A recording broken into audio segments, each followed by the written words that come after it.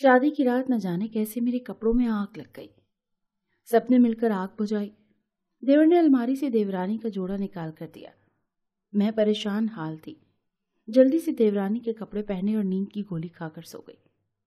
شوہر غصے میں گھر سے باہر چلا گیا. صبح 11 بجے میری آنکھ کھلی تو ہوش اڑ گئے کہ اس رات میری شادی میرے ابو کے جاننے والوں میں ہوئی تھی. رشتہ آنن فانن طے ہوا تھا. 1 ماہ میں ہی انہوں نے شادی مانگ لی تھی.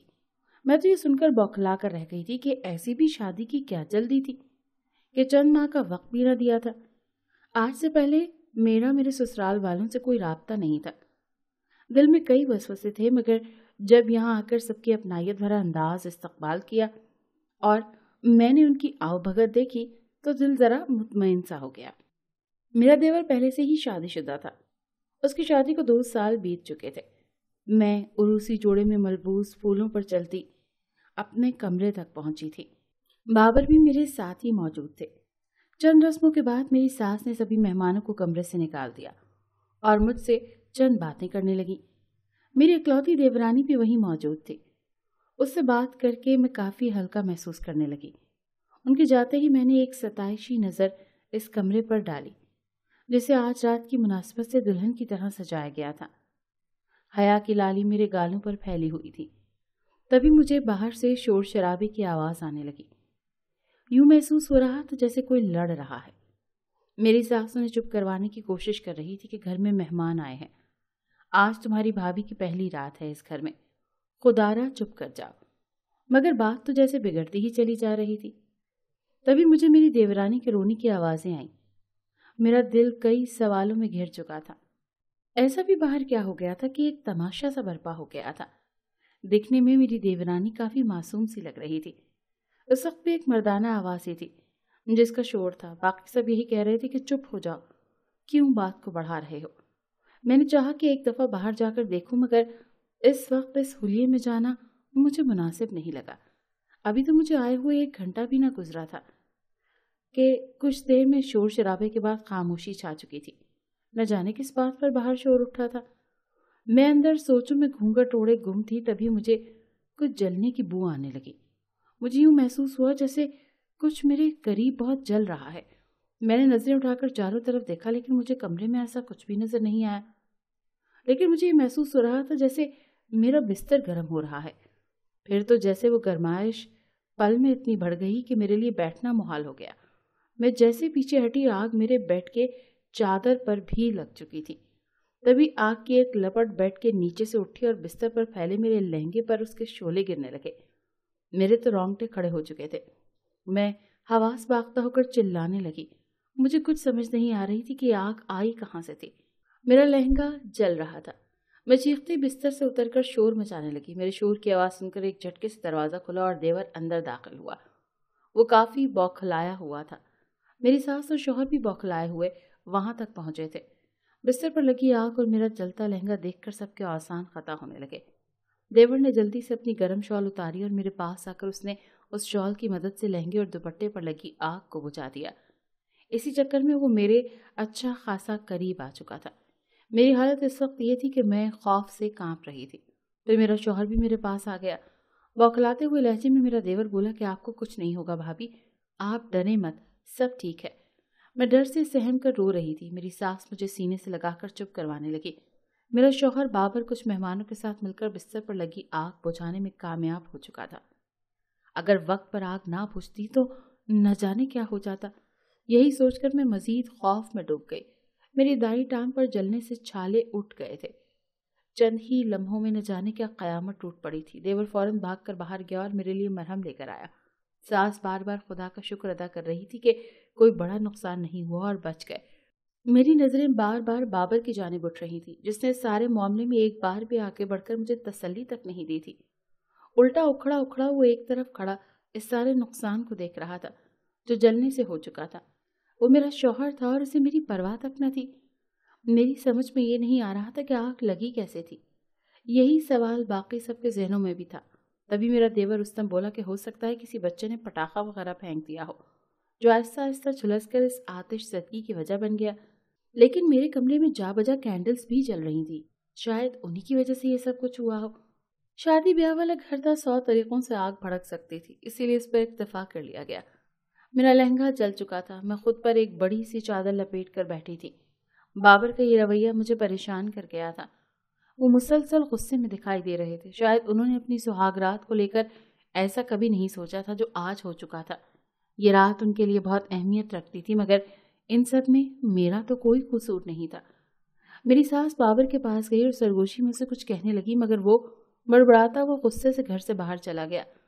देवर ये सारा मंजर देख रहा था। वो लंबी सांस खारिज करके सर नफी में हिलाता मेरे पास आया और बोला, भाई की तरफ से मैं माफी मांगता हूँ। दरअसल उनका मिजाज कुछ ऐसा ही है, जब भी कुछ उनकी मर्जी के खिलाफ हो तो वो गुस्से में घर से चले जाते हैं। सबके लाडले हैं, इसीलिए जरा सी भी गलती बर्दाश्त नहीं कर पाते। मैं यकटक देखने लगी, दिल में बेचैनियां उभरी थी। भला इन सब में मेरा क्या कसूर था? कुछ देर बाद सास बोली कि ये कमरा अब रात गुजारने के काबिल नहीं रहा, तुम ऐसा करो कि रामीन के कमरे में आराम कर लो। उस वक्त रुस्तम हाथ में कपड़े उठाए मेरे पास आया और नरमी से बोला कि भाभी ये लें, रामीन के कपड़े आप पहन लें। मैंने वो कपड़े तो ले लिए, मगर एक सवाल जहन में उठा। मैंने उनसे पूछा कि रामीन किधर है? इतना बड़ा हादसा हो गया और वो मुझे कहीं नजर नहीं आई। मेरे सवाल पर रुस्तम और सास दोनों का रंग उड़ा था। सास टाल मटोल करने लगी। तभी देवर बोला कि भाभी अब आपसे क्या छुपाना, मेरी बीवी थोड़ी लड़ाका मिजाज की है। आज जब आपकी बरी का सामान देखा तो अम्मी से लड़ पड़ी, और बस फिर बात इस कदर बढ़ी कि वो इस वक्त बगैर हमारी इज्जत का लिहाज किए मायके चली गई है। मैं दंग रह गई थी। शक्ल से तो रामीन काफी मासूम और कम गो मालूम हो रही थी। मुझे मेरी सास और देवर बहुत अच्छे अखलाक के मालूम हुए थे। खासकर देवर का अखलाक और इतनी नर्म तबीयत का था और इतनी अपनाइयत से बात करने वाला, एहसास करने वाला कि मेरी मुश्किल को समझकर फौरन से अपनी बीवी का लिबास ले आया, जिसने मेरे शौहर से ज्यादा इस वक्त मेरी फिक्र की थी। मेरे लिए ये रात बिल्कुल भी अच्छी साबित नहीं हुई थी। मैं रुस्तम के कमरे में रामीन के कपड़े पहनकर चली गई, लेकिन मुझे वो जोड़ा देखकर एक हैरत का झटका सा लगा था। मुझे ये नहीं लग रहा था कि वो किसी का पहना हुआ जोड़ा हो, वो बिल्कुल नया था। हो सकता है रामीन का नया लिबास हो। कुछ देर बाद सास गर्मा गर्म दूध लेकर आई, जिसके साथ दर्द की दवा भी थी। दवा खाकर मैं बिस्तर पर लेट गई। कैसी काया पलटी थी। आज की रात मुझे अपने शौहर के साथ जी भरकर दिल की बातें करनी थी, मगर मैं अपनी देवरानी के कमरे में उसके कपड़े पहनकर अपनी सास के साथ बेड पर सो रही थी। सुबह जब मेरी आंख खुली तो मेरे होश उड़ गए। ड्रेसिंग टेबल के पास रुस्तम खड़ा आईने में देखकर कंघी कर रहा था। मैं फौरन बौखला कर उठ बैठी। इस वक्त मैं अकेली ही बेड पर लेटी थी। कमरे में सास भी कहीं नहीं थी, बस रुस्तम था। मैंने उठकर जल्दी से अपना दुपट्टा खुद पर लिया, दुपट्टा सेट करने लगी। मुझे देखकर रुस्तम बोला, भाभी मैं बस अपनी कुछ चीजें लेने आया था, उम्मीद है आपको बुरा नहीं लगा होगा। मैं उसकी बात पर क्या कह सकती थी, इसीलिए कहने लगी कि ऐसी कोई बात नहीं, आप मेरे भाई जैसे हैं। ये सुनकर वो अलमारी की तरफ बढ़ा और अपने कपड़े लेकर बाहर चला गया। सब तक बाबर कहीं भी नजर नहीं आ रहा था। क्या एक बार भी उसे मेरा ख्याल नहीं आया? ऐसा भी क्या गुस्सा और मूड खराब होना कि बीवी की तकलीफ का भी एहसास ना हो। सब नाश्ते की मेज पर बाबर भी मौजूद थे। मुझे देखकर मेरी तबीयत के बारे में दरियाफ्त करने लगे। कल रात के रवैये में और अब में जमीन आसमान का फर्क था।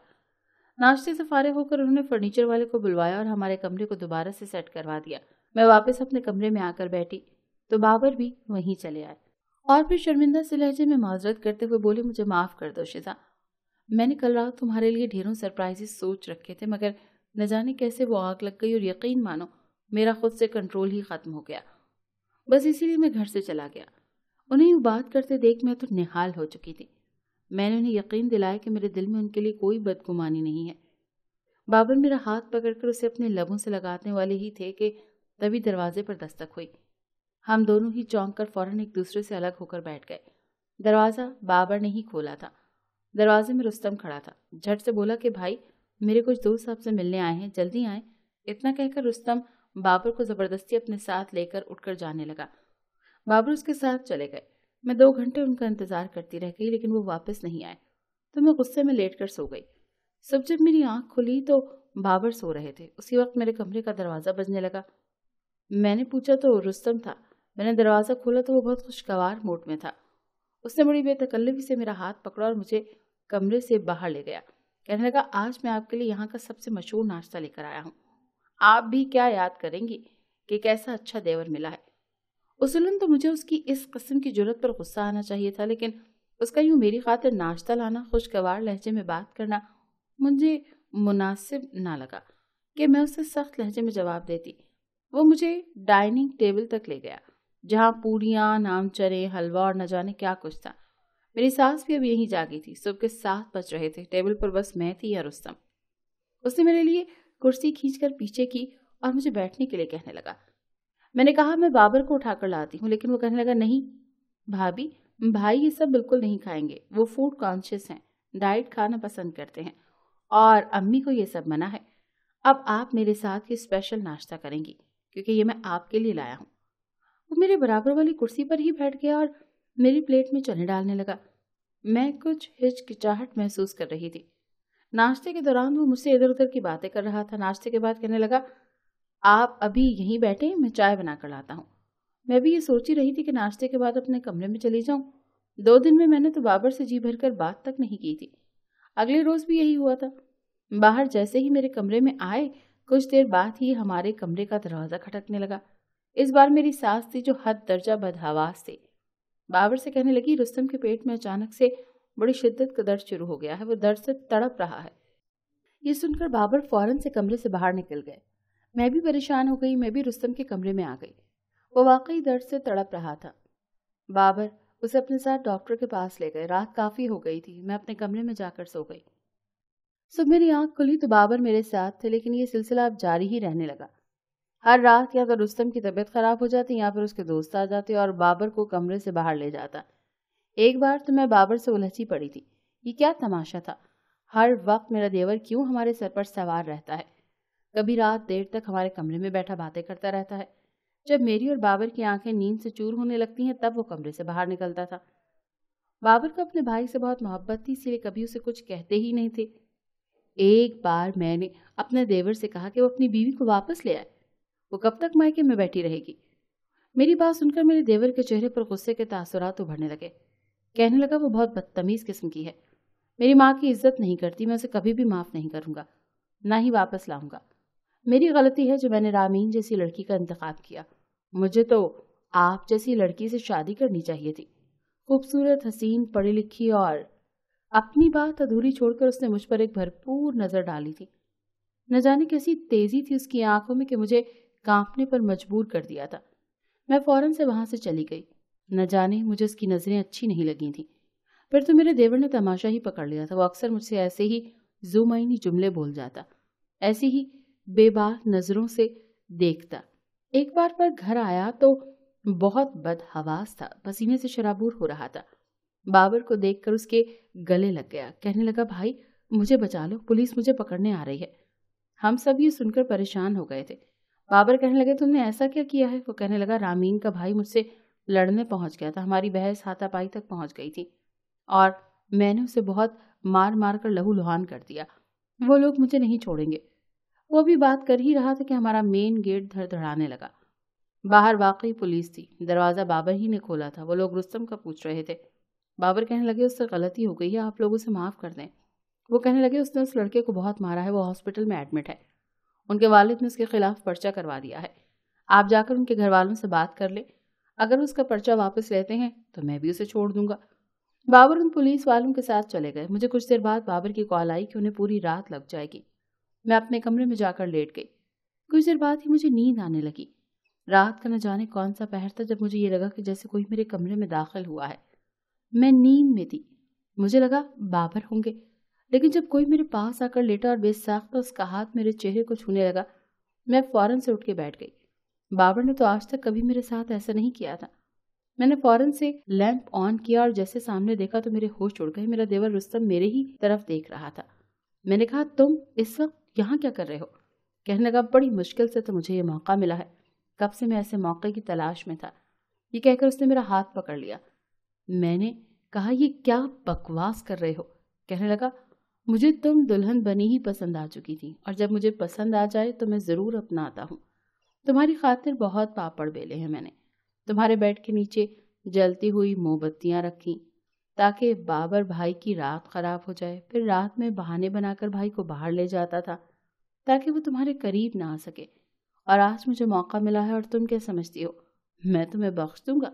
میں اس کی حقیقت جان کر غصے میں آ گئی تھی۔ میرا ہاتھ اس وقت جلتا ہوا لیمپ ہی آیا تھا، وہ میں نے اس کے منہ پر دے مارا۔ وہ شاید مجھ سے ایسی توقع نہیں رکھتا تو اس نے میرا ہاتھ چھوڑ دیا اور اپنے سر پر ہونے والے زخم پر بل بلا اٹھا۔ میں فوراً سے کمرے سے باہر نکل گئی اور شور مچا دیا۔ اسی وقت بابر بھی دروازے سے اندر داخل تھے۔